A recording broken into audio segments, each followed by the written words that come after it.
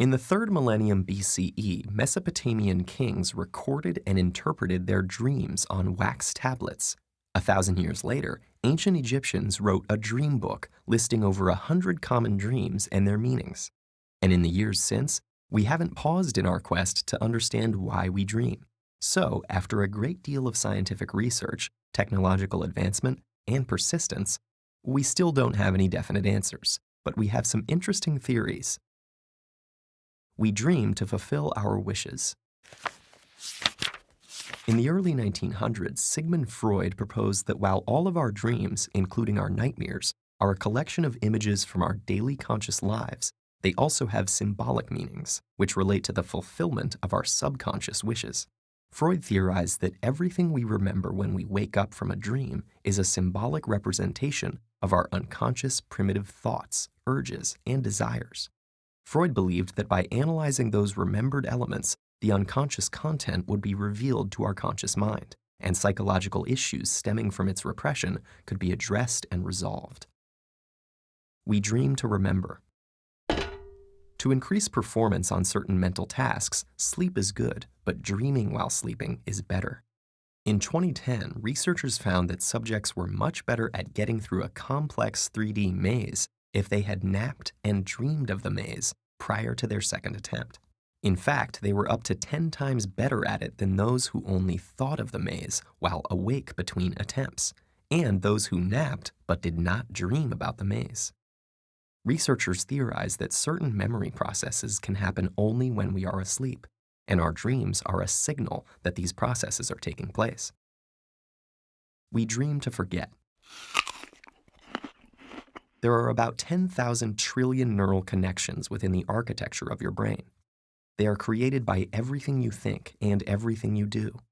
A 1983 neurobiological theory of dreaming called reverse learning holds that while sleeping, and mainly during REM sleep cycles, your neocortex reviews these neural connections and dumps the unnecessary ones. Without this unlearning process, which results in your dreams, your brain could be overrun by useless connections, and parasitic thoughts could disrupt the necessary thinking you need to do while you're awake. We dream to keep our brains working. The continual activation theory proposes that your dreams result from your brain's need to constantly consolidate and create long-term memories in order to function properly. So when external input falls below a certain level, like when you're asleep, your brain automatically triggers the generation of data from its memory storages, which appear to you in the form of the thoughts and feelings you experience in your dreams. In other words, your dreams might be a random screensaver your brain turns on so it doesn't completely shut down. We dream to rehearse. Dreams involving dangerous and threatening situations are very common, and the primitive instinct rehearsal theory holds that the content of a dream is significant to its purpose. Whether it's an anxiety-filled night of being chased through the woods by a bear or fighting off a ninja in a dark alley, these dreams allow you to practice your fight or flight instincts and keep them sharp and dependable in case you'll need them in real life. But it doesn't always have to be unpleasant. For instance, dreams about your attractive neighbor could actually give your reproductive instinct some practice too. We dream to heal.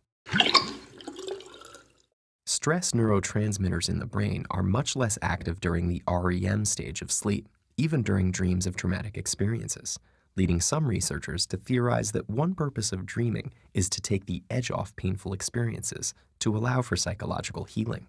Reviewing traumatic events in your dreams with less mental stress may grant you a clearer perspective and an enhanced ability to process them in psychologically healthy ways. People with certain mood disorders and PTSD often have difficulty sleeping, leading some scientists to believe that lack of dreaming may be a contributing factor to their illnesses. We dream to solve problems. Unconstrained by reality and the rules of conventional logic, in your dreams, your mind can create limitless scenarios to help you grasp problems and formulate solutions that you may not consider while awake. John Steinbeck called it the committee of sleep, and research has demonstrated the effectiveness of dreaming on problem solving. It's also how renowned chemist August Kekule discovered the structure of the benzene molecule, and it's the reason that sometimes the best solution for a problem is to sleep on it. And those are just a few of the more prominent theories. As technology increases our capability for understanding the brain, it's possible that one day we will discover the definitive reason for them. But until that time arrives, we'll just have to keep on dreaming.